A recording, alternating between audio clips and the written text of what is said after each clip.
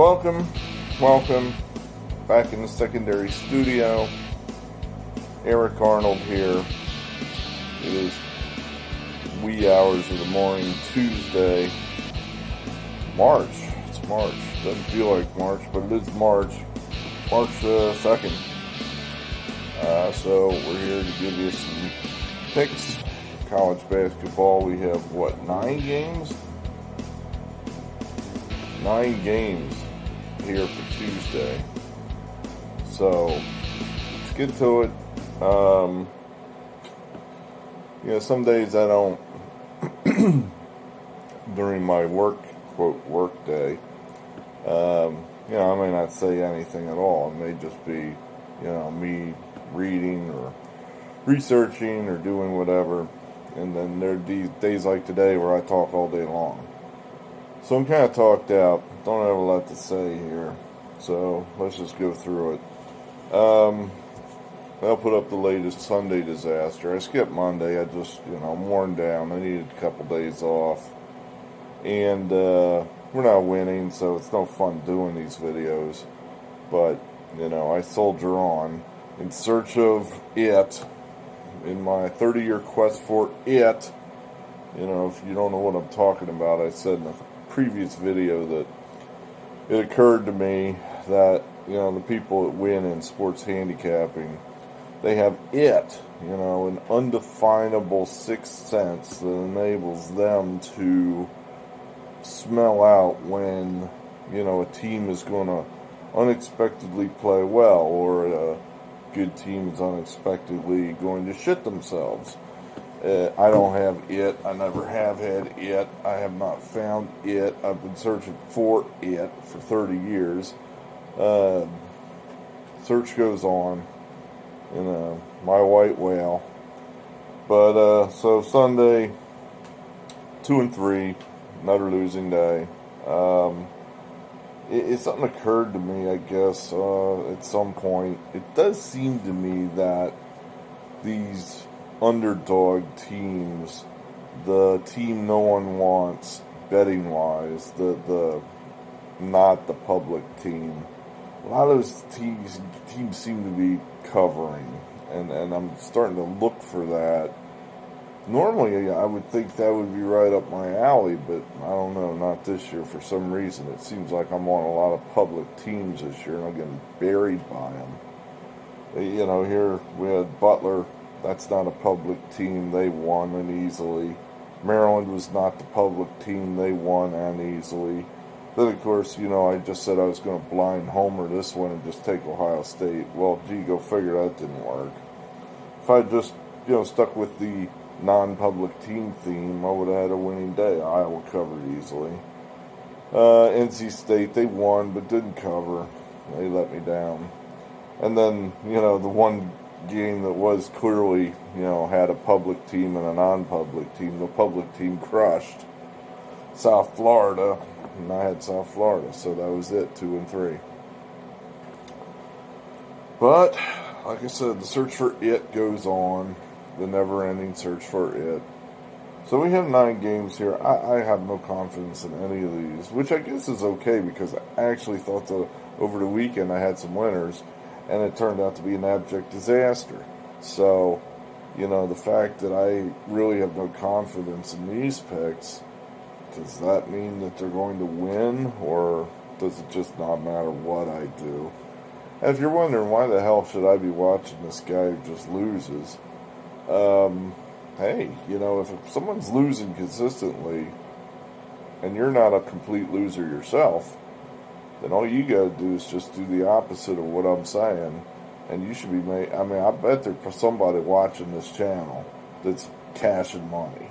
That's just going, all right, he has, he explains what he's doing. I do that usually, why I think a pick is going to do a certain thing.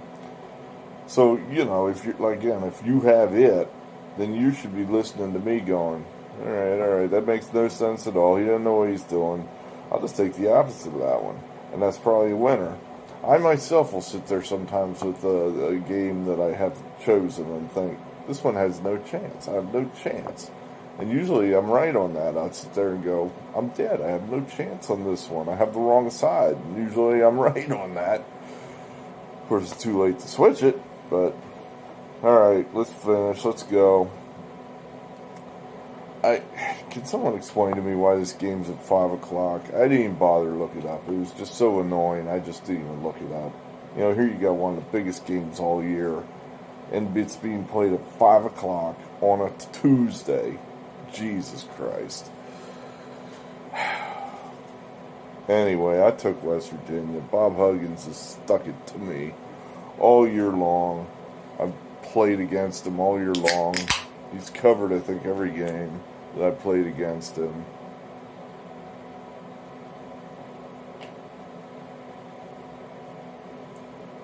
If you can't beat him, join him. So, I don't know. Other than that, I think the thinking is that Baylor has not recovered from their pause, their 3-week pause where they were playing so well. And then you stop playing ball for 3 weeks. And now they're, trying to find a rhythm. And I guess to me, until they find a rhythm, I'm not going to keep playing them, waiting for the rhythm. I think we just play against them until they beat somebody. So, West Virginia plus the 4. This TCU Texas Tech, I think this is just simple. Non-public play, revenge, huge number of points.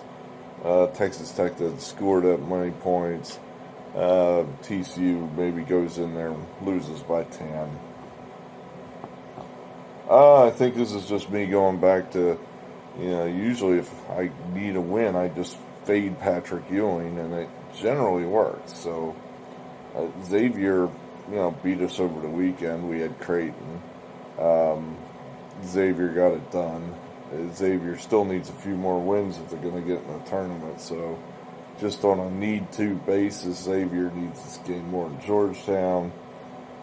Xavier. Eastern Michigan, another revenge type, getting a bunch of points in conference type deal. So take Eastern Michigan. Illinois, Michigan.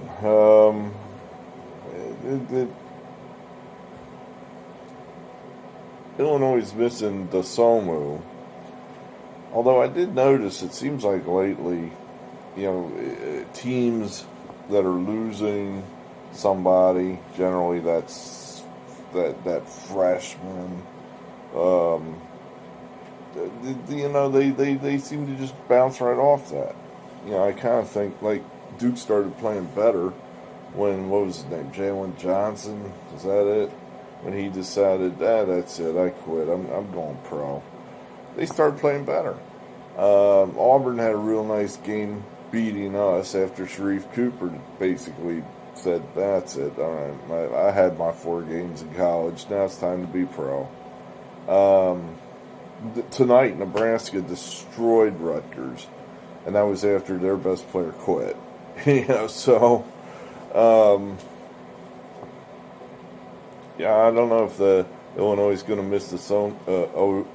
I can't pronounce his name. DeSumo. I don't know if they're going to miss him all that much or not.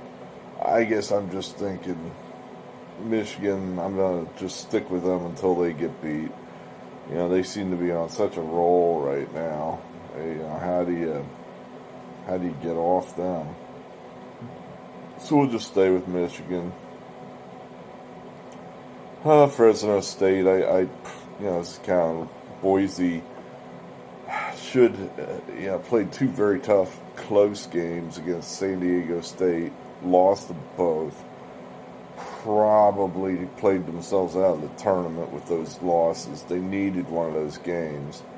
Now this is just kind of a letdown spot, I think, where they're probably knowing they need to win the Mountain West title, or at least get to the finals of the Mountain West title. So I don't know. This feels like a letdown spot for these guys. Fresno has been, they've been within 10 points generally of a lot of these top teams in the Mountain West. So I think they might just keep it close enough here, cover that. This is I just did the opposite of what I normally would do here. I feel if you're over 50-year-old, if you're over 50 years old like I am, you just assume Duke's always going to win every game. You've seen it your whole life. You just assume that's what's going to happen. So we're kind of like hardwired to take Duke. So I just did the opposite here. It's like, you know what?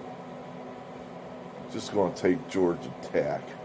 Because that would be a non-public team. I'm sure Duke, by the time this game goes off here, I would expect Duke will be a 2-point favorite.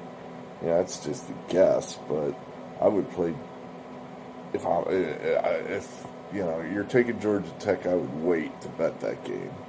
Because I'm sure the money's going to come down on Duke. So, we're taking Georgia Tech just to be a contrarian.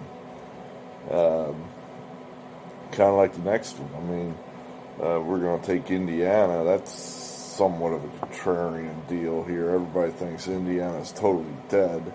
They look totally dead their last game out.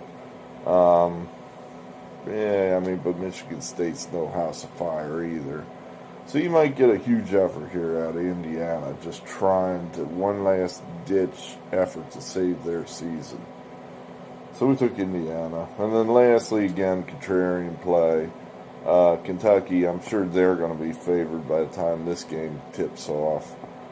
We took Ole Miss. Again, I would wait to play Ole Miss if you really want them, because I can't imagine the money's going to go anywhere other than Kentucky. So that's 9 games. I'd really like to get some winners. I really would. That would kind of perk me up a little bit, I think.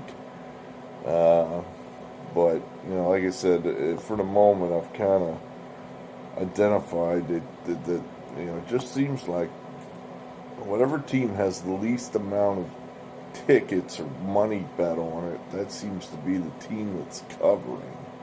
So I guess I'd look for that as you make your plays. It may help you handicap. I doubt it'll help me, but it might help you. Thanks for being here. We do appreciate you sticking with us through this downturn, down stretch. I'd like to say better days are ahead. I guess it goes hour to hour for me. Some days I feel okay, and then other days I feel down. So, I don't know what kind of day it was today. I don't know. All right, thanks. Talk to you later. Signing off. Eric Arnold out.